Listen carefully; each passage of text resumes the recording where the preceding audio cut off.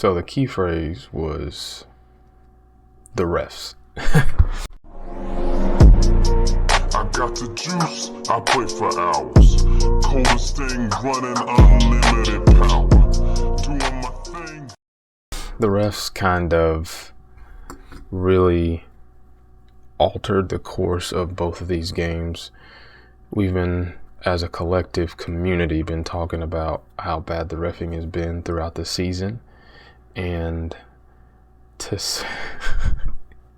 say they missed some calls would be an understatement. Both games were just knockout, drag out fights. They could have gone either way. With the Phantom and the Vinyl, there was a lot, but then it seemed like it just got worse in the Mist versus the Breeze. And everybody on the timeline is just calling for everybody calls the Sephora refs or whatever, but I call the makeup zebras. They gotta go. They gotta go. This isn't the first time we've said it. It's been a long time coming. We just need to come with it like a whole new crew. You got people smacking each other all over the place. You got backcourts not being called. You got, violations in handling the ball not being called. Travels not being called. Over the backs not being called. Verticality plays not being properly called. Because, as far as I understand, when you're not making contact with a player and you're getting tall with them, it's supposed to be straight up and down. I could be wrong, but the leaning over with their arms and hanging over the player, I don't think you can do that. I could be wrong, and I'm fine with being wrong, but I don't know. It's just been a lot of stuff that has been uncalled, that has been more egregious and just outlandish than a simple back and forth between like what verticality means and stuff like that. But it was crazy. But with the Vinyl and the Phantom, I love watching my GOAT Kelsey Plum cook and go crazy. She was not to be held down. A lot of people were calling for Sanaya to be put in the game. I've said that all year until I've been blue in the face, but I get it. She doesn't offer a ton on offense, and that's going to be one part that's just going to be glaring for her until she solves it, because she's such a great defender, such high capability. Like when you talk about somebody like Paige Beckers and how she has such crazy potential as an offensive player and just as a player, I think that's what Sanaya has as a defensive player. I've been saying that, though. This isn't new. You can go through all my stuff. I've been calling about how well she is since she got drafted. I have that much receipts back then. But yeah, so it seems like a lot of these teams were playing it pretty tight, and they were not putting the whole team in. Now, granted, the Vinyl, everybody did get minutes. The Phantom, everybody did get minutes, but like once it got past to the second quarter or so, it was just like, nah, we running 4 deep, and that's it, 4 or 5 deep. No, 4 deep, pretty much. I loved the minutes that Isaiah James gave. She got out there and immediately had tip ball after tip ball after stolen ball after good pass, and then she was just gone. I didn't really see her like making crazy mistakes, so it was kind of interesting to see why she disappeared. And then Michaela Timpson kind of just looked out of sorts. I was hoping for her to show a little better, especially given the fact that I know she's athletic and I know she has defensive capabilities. She didn't have a great showing, but maybe she'll have more of a chance to do it in the championship round. Maybe not. Maybe they continue to run the small ball lineup against Stewie and them. Because you might be able to, because they don't necessarily have post players, but it may be one of those things where, again, another baby player in Kiki has to go against her. And, but I'm getting ahead of myself. But yeah, no, the vets on the Phantom, like they were saying, were the reason why this game turned. The pesky defense by Natasha Cloud and Tiffany Hayes, although everybody's just like done with her flopping and stuff, which I thought it was like cute, it's like, she's always on the floor and stuff like that, but it's just like, oh my gosh, she's always on the floor.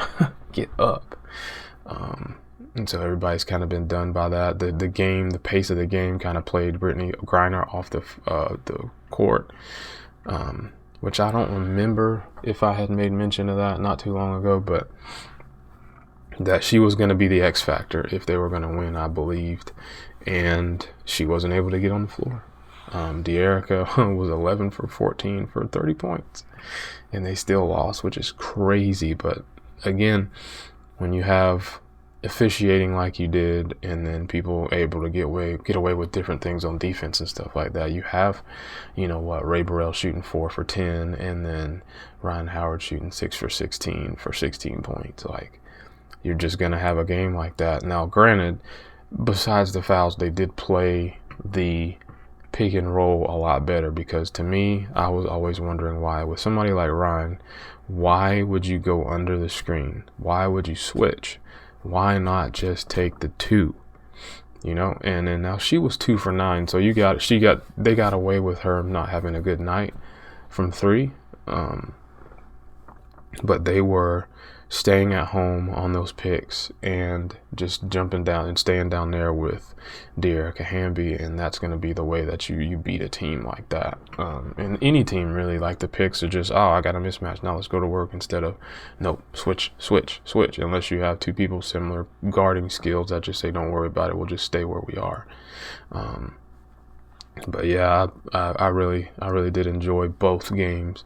The Breeze and Miss game, I thought that one was over, but the Stewie, she was like, "No, we're not going away," and Enrique pretty much piped up and said, "Yeah, we're not going away." And it was starting to remind me of like those games where like Brittany Sykes gets hot and then can't make another shot after scoring like 20-some points.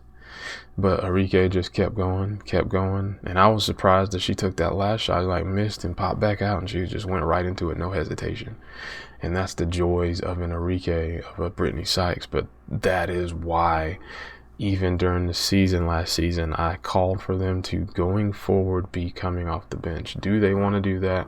Do they feel like they can provide starters, be a starter and everything? Yeah, but sometimes a play style just gives itself to a 6-person type player. Like, they both give J.R. Smith, they both give, Lou Will, Jamal Crawford, and those kind of guys where they can drop 50 on your head, but like it looks different when they start.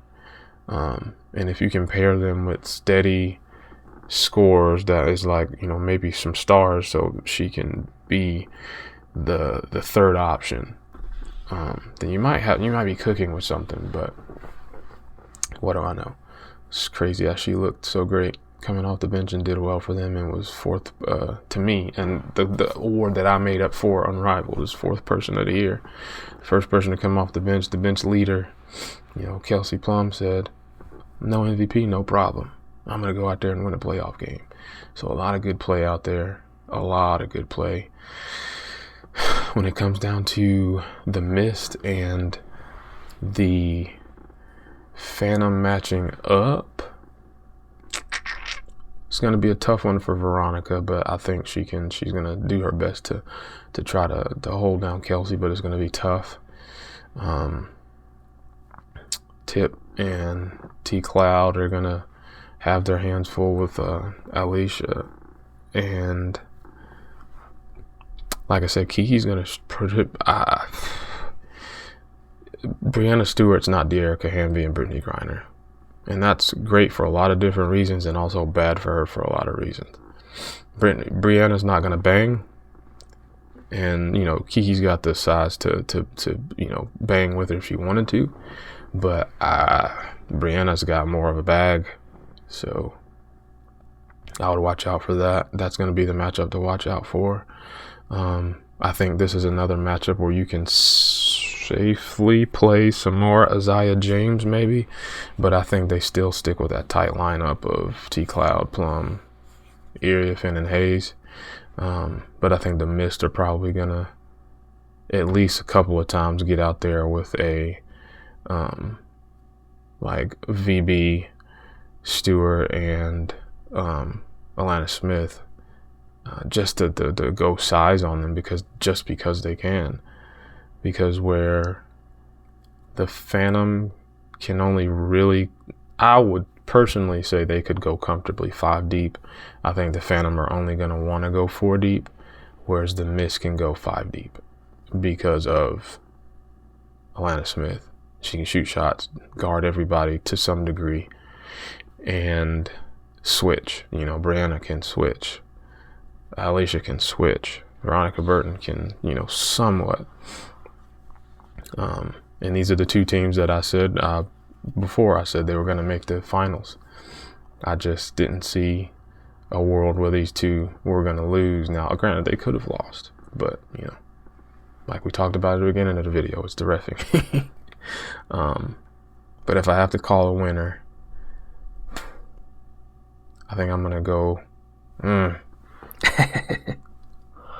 If they play Zaya more and she has the chance to play on the opposite side of Arike, and then Kelsey gives Veronica all she can, it's tough. I can't confidently say. My brain wants to say the Mist, but I've been really pulling for the Phantom since the Laces got kicked out of the playoffs, because they have my GOAT Kelsey Plum, and I love Azaya, love Kiki, you know, because the Mist is my second team in the W, because I want to stand on something, but I don't know. I guess I got to go with the Mist. I feel like they're a more complete team. But I feel like the Phantom are dogs. I just wanted to be known, even though I choose the Mist. I believe both teams have equal capabilities of winning it, but yeah. Yep. I think the Mist just have more. I think they have more. They can give, get, take over, do what they need to do. Brianna Stewart, you know, get one of the founders to win, since we didn't have a founder win MVP. But yeah, good games. I can't wait to see it and see y'all on Wednesday. First, I bought a couple of things off of a brand that I saw on Threads, and they're also on Instagram, and they have a website. And I'll probably put all that on the screen. So all my friends are hoopers. So I'm gonna probably have to put this video, like, flip it. It's the packaging it came in. And I was able to talk to the owner, creator of this, and they're cool people. They're active, you know, on Threads. I don't really know where else they are that you can talk to them. They're probably on, they probably are active on Instagram too, but yeah, it's pretty cool stuff. So I'm a sock person, as you can, I don't know if you can see, but I got socks on the wall, and I got over 200 pairs of socks, but that's a video for another day. But so had to get something to add to the collection. I actually might put them on the wall behind me, but we'll see. But yeah, I got a pair of socks. All my friends are hoopers. Ooh. I think there's extra goodies in here. Let's see. Oops. Let's see. We have a card here. It's like, all my friends are hoopers. Copyright 2023. I'm gonna have to get some of these stickers once they come back. It says, all my friends are hoopers. Welcome to the team. We are so thankful for your order and hope it's everything you dreamed of. Let us know what you think. Email with any questions. Now and always, keep hooping. Absolutely. Molly and Jamie at All My Friends Are Hoopers. And subscribe to the newsletter. There's a QR code, and then info at allmyfriendsarehoopers.com. Pretty cool stuff. Let's see. And then we got the shirt that I ordered. I dang near want to buy all their shirts, but one thing at a time. Ooh, and this feels like some solid stuff. Got me a large. And it's All My Friends Are Hoopers with the logo here.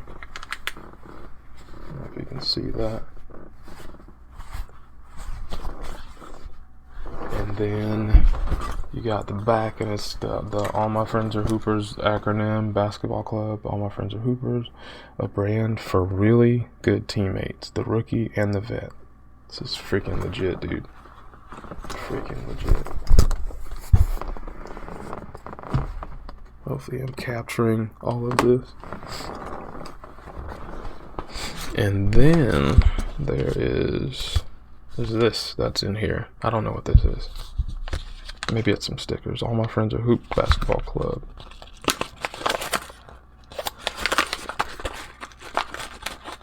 It is. This is legit. I love me some stickers. I love sticker culture. Let's see. All My Friends Are Hoopers Basketball Club. And then the little logo as well. So thank you. I appreciate the stickers for sure. And I put this at the end of my video so I could, like I said, I was gonna talk about it when I got it in the mail. So thank you. I should be wearing this very soon, in probably one of my next videos. We'll wear it for the championship night for Unrivaled. For good luck for our predicted Miss winners. But yeah, y'all go check her out. Check their brand out. Like I said, I'll put their information up, put it in my description, so it'll be down below for the episode and on this video. And like, comment, subscribe, and I'll see y'all on the next one. Till next time, peace. Oops.